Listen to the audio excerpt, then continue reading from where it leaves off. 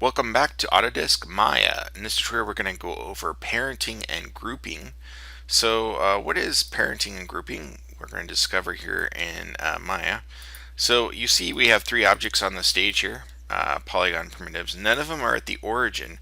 Notice if I add another form here, like another cylinder, it pops in the origin here. I'm going to delete that. It'll become apparent why that's important in a moment. What I'm going to do is click on one object and then shift select another object, and then I will parent it to the third object. Now, the parenting has a hotkey. It's under the edit menu. Go down to parent and it has the hotkey of P. Unparent has the hotkey of shift P.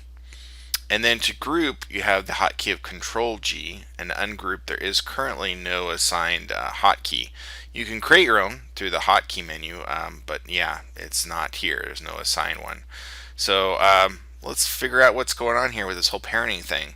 So again, I'm going to click on one, hold the shift key, click on another, and then click on a third, and then hit the P key. And what will happen is that will make this the parent and these the child objects. So when I click on this, you'll notice that the origin of this transform tool is set up to this object. So now if I move it, all three objects move at the same time. If I rotate, they're all going to rotate around that pivot.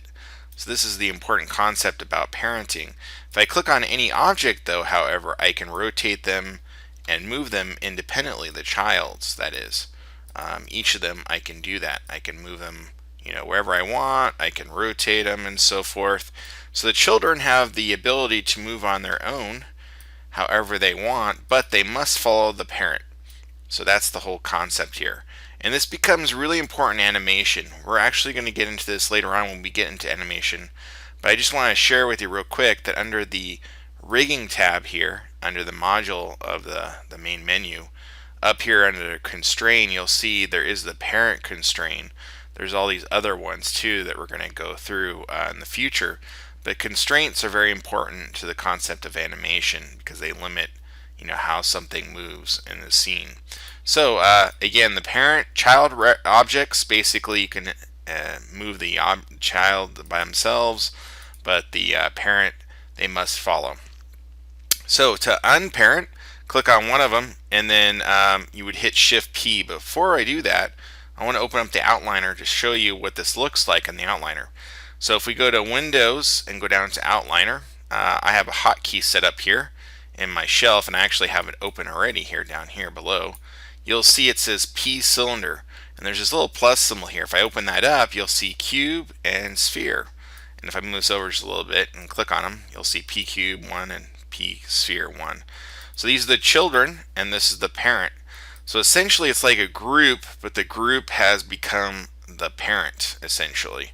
So that's what's important about this. Now you can select a child and then hit shift P to unparent that child. Now if I select the parent, it only has this one child. Or you can hold in the outliner, you can hold the middle mouse button down and drag outside the area, and you'll see once you're outside the parent and you release, you're right above it in this line here. You don't want to be on, like, I don't want to be on the camera here, but I want to be right between the camera and the P cylinder 1 and release. You'll notice now that they are free. There's no more parent now. Each one's an independent object. So what's the difference between that and grouping? Well, let's see here. I'm going to select one. I'll select this one first. Hold the shift key, select this one, and then hit Control G, which is the hotkey. If you go under Edit, there it is, Group. It has Control G. On a Mac, it would be Command G. Now you'll notice as I select each one independently, nothing seems to happen. But I could click on the group and all of them are selected. And notice this, the pivot is in the center of the stage here at the origin. And that's the way grouping works. The group always sets the pivot to the origin. So now when I rotate or animate, they all rotate or animate around that origin point. So this is a very interesting idea that you must understand here. Also notice if I select an object and then hit the up arrow, I select the group. So any object here you can do that too. You can hit the up arrow. So if you select one, hit the up arrow and you have the group. If we open the group, what we have is P sphere, cube, and cylinder. To rename it, you just double click on it. So I could call these 3 objects or something like that. And voila, I now have a group.